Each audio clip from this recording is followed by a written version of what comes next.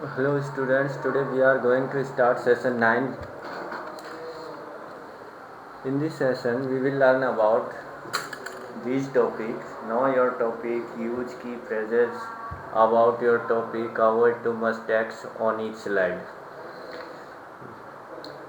So listen, you should always review the presentation and make changes if required before you present it to the audience. Presentation software include options such as spell checks for correcting error in the presentation. It means कि जब आप कोई presentation दे रहे होते हैं तो उस presentation को देने से पहले आपको किस तरीके से प्रिपेयर होना चाहिए और किस तरीके से आपको प्रेजेंटेशन की एरर को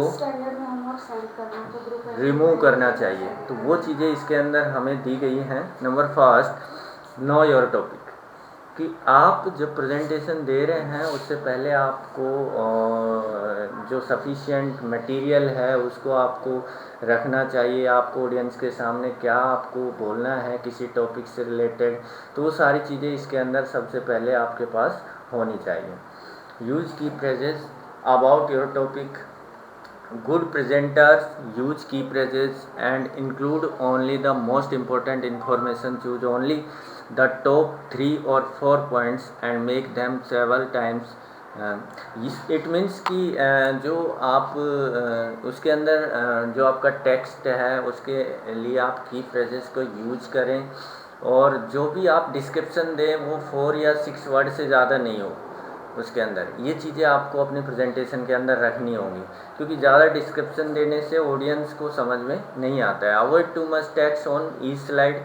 इट मीन्स कि जब आपकी प्रेजेंटेशन है और आप प्रेजेंटेशन दे रहे हैं तो जो स्लाइड है उसके अंदर किसी भी टॉपिक का जो आप रेफरेंस वहाँ पे टाइप कर रहे हैं वो इतना बड़ा नहीं होना चाहिए कि ऑडियंस को समझने में ही प्रॉब्लम हो जाए। आपका टेक्स्ट बिल्कुल शॉर्ट में होना चाहिए, एक समरी टाइप के अंदर उसके अंदर आपको एंटर करना होता है। Limit the number of slides, कि आपकी प्रेजेंटेशन के अंदर बहुत सारी स्लाइडें हो गई अब उसका एंड ही नहीं हो पा रहा है, तो ऐसा भी नहीं होना चाहिए कि एक लिमिटेशन होनी चाहिए कि मैक्सिमम इतनी स्लाइडें मेरी प्रेजेंटेशन के अंदर होनी चाहिए।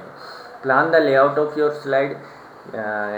तो इट मीन्स कि जब आप प्रेजेंटेशन बना रहे हैं तो जो भी आपकी स्लाइड है उसके अंदर जो टाइटल हैं वो हमेशा टॉप में हो ताकि इजीली समझ में आ जाए और जो आपका टेक्स्ट लिखा हुआ है वो लेफ़्ट टू राइट ही होना चाहिए ताकि ऑडियंस उसको रीड भी करें तो इजीली उसको समझ पाए। Next, avoid fancy fonts. It means कि आप कुछ चीज़ें जैसे आपने फ़ॉन्ट ऐसा कर्सिव वाला सेलेक्ट कर लिया जो दूर से दिखाई नहीं दे रहा है और लोग उसको समझ ही नहीं पा रहे हैं, तो सेम फ़ॉन्ट रखना है आपको कंप्लीट प्रेजेंटेशन के अंदर चाहे जितने भी स्लाइड्स हों। हाँ, जो आपके मेन टॉपिक्स हैं उनको आप हाईलाइट कर सकते हैं बोल्ड के थ्रू, टैलिक के थ्रू, अंडरलाइन के थ्रू, बट आपको उसको इतना कलरफुल भी नहीं बनाना है, इतने सारे अलग अलग फ़ॉन्ट भी यूज़ नहीं करने हैं ताकि वो एक अच्छा दिखाई ना दे। नेक्स्ट है कि आप जो 7 पॉइंट में क्या दिया है कि आप same background colour, same foreground colour, same text colour ही कंप्लीट स्लाइड के अंदर यूज करें। नेक्स्ट, ये इसमें बता रहे हैं कि आप मल्टीपल बैकग्राउंड्स का यूज ना करें, डिफरेंट स्टाइल्स का यूज ना करें उसके अंदर। नेक्स्ट, एनिमेशन एंड ट्रांजैक्शन आप यूज कर सकते हैं उसके अंदर और जिससे कि इजीली वो चीज़ें ऑडियंस को समझ में आ सकें, तो आप इस चीज़ को एनिमेशन और ट्रांजैक्शन को अप्लाई कर सकते हैं। Also always review the presentation 2-3 times before making a presentation.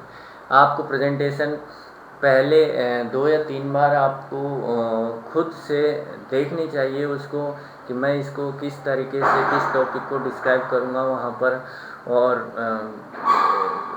हो सके तो जितने भी कुछ लोगों के सामने 2-4 लोगों के सामने आप अपनी प्रेजेंटेशन दे के उसको पहले रेडी कर सकते हैं।